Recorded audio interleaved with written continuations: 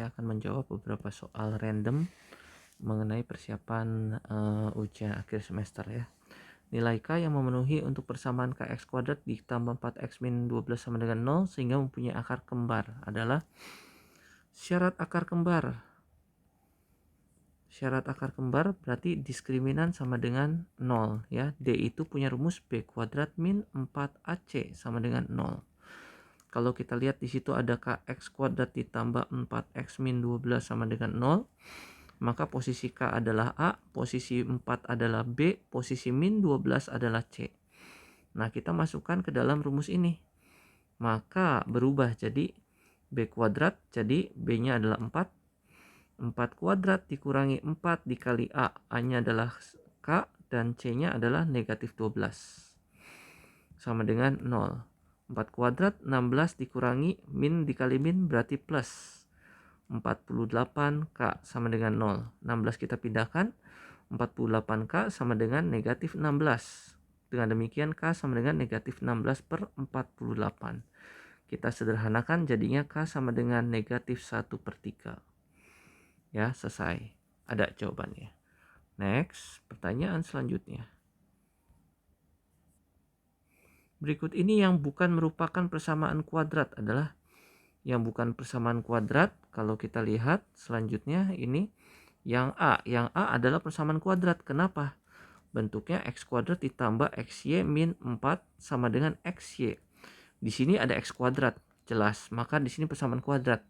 Kalau xy kita pindah ke sebelah kiri, maka dirapihin x plus xy dan min xy hilang, maka x kuadrat min 4 sama dengan 0. Masih merupakan persamaan kuadrat. Jadi yang A benar persamaan kuadrat. Yang B, x kuadrat dikurangi 6x ditambah 9 sama dengan x kuadrat.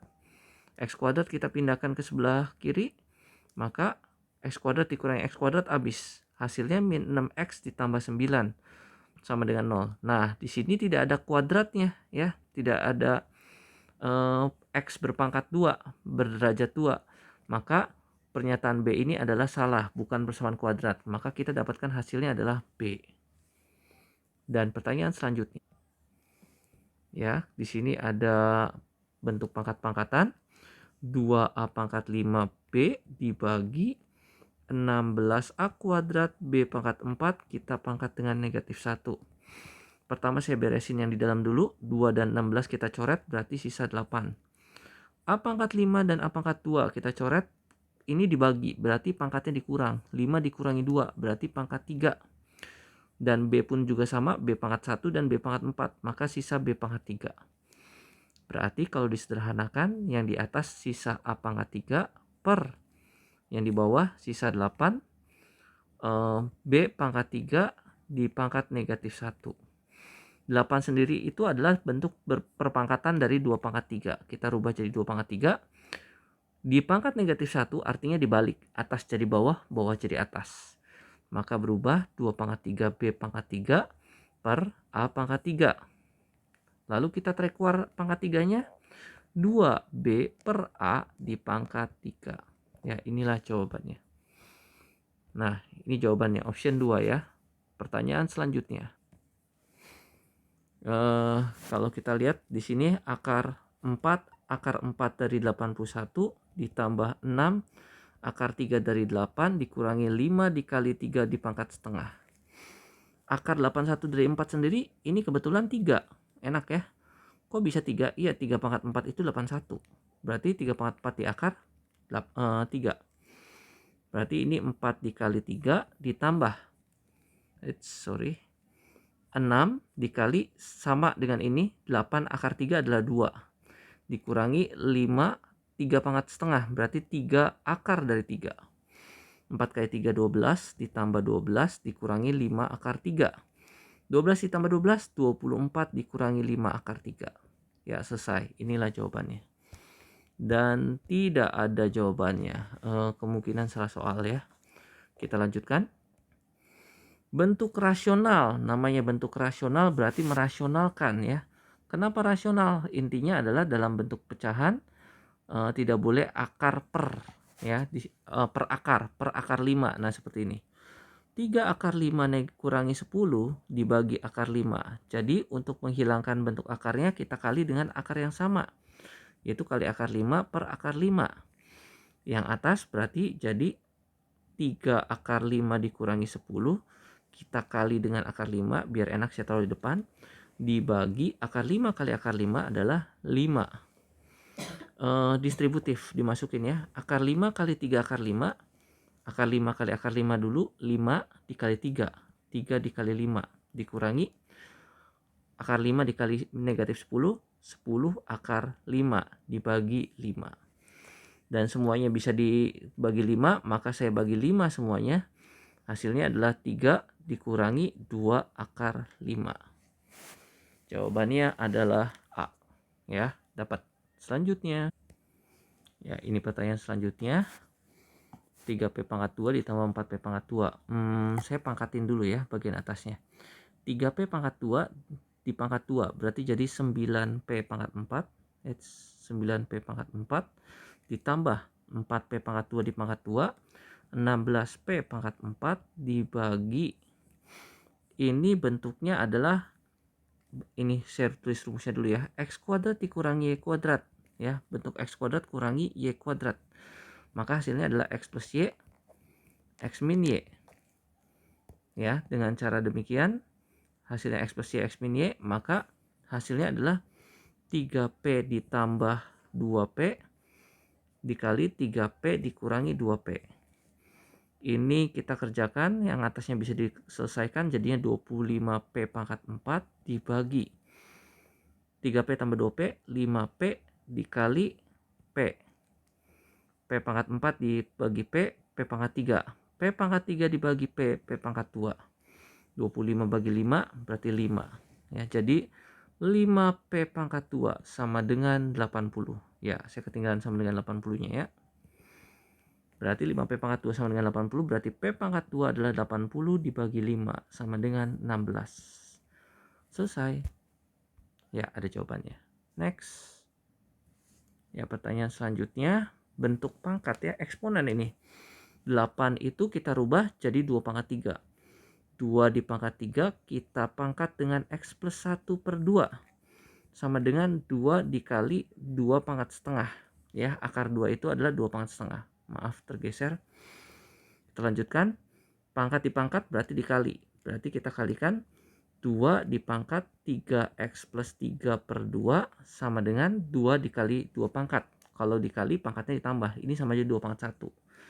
2 pangkat 1 setengah. Sama-sama 2. 2-nya kita hilangkan.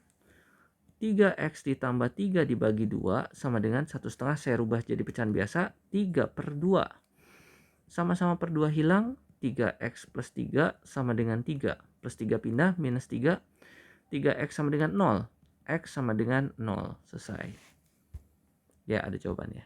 Next. Ya, memiliki derajat variabel pangkat 2. Memiliki tanda sama dengan, selalu menghasilkan 0, dan harus memiliki variabel pangkat 1. Syarat bentuk persamaan kuadrat. Namanya persamaan kuadrat. Berarti harus punya sama dengan. Berarti nomor 2 betul ya, memiliki tanda sama dengan. Lalu namanya juga persamaan kuadrat. Kuadrat itu artinya pangkat 2. Berarti memiliki derajat variabel pangkat 2. 1 ya, 1 dan 2. 1 dan 2 benar, selalu menghasilkan 0. Bebas-bebas aja ya, kalau persamaan yang nggak dirapihin boleh aja tidak menghasilkan 0. Harus memiliki variabel pangkat 1, tidak juga. Berarti jawaban yang tepat adalah 1 dan 2, yaitu A. Lanjut. Diketahui salah satu akar persamaan adalah 5, maka akar persamaan yang lain. Kita tahu berarti 5 ini penyelesaian dari persamaan tersebut. Kita tinggal ganti X-nya dengan 5. X kuadrat ditambah 2X dikurangi C sama dengan 0. Kita ganti X-nya dengan 5. 5 kuadrat ditambah 2X dikurangi C sama dengan 0. Maafkan, X-nya adalah 5. 5 kuadrat 25 ditambah 10 dikurangi C sama dengan 0. 25 kurangi 10, 15. Berarti kita pindah. Min C sama dengan min 15. Jadi C sama dengan 15. Jadi persamaan kuadratnya X kuadrat ditambah 2X min 15. Oh, min sama min. Benar, sorry. C-nya 15 langsung. Min 15 sama dengan 0. Kita faktorisasi, berarti kali 5 kali 3 plus 5 min 3. X ditambah 5 dan X dikurangi 3 sama dengan 0. X sama dengan negatif 5 dan X sama dengan 3. Jawabannya adalah C. Ya, X sama dengan 3. Next.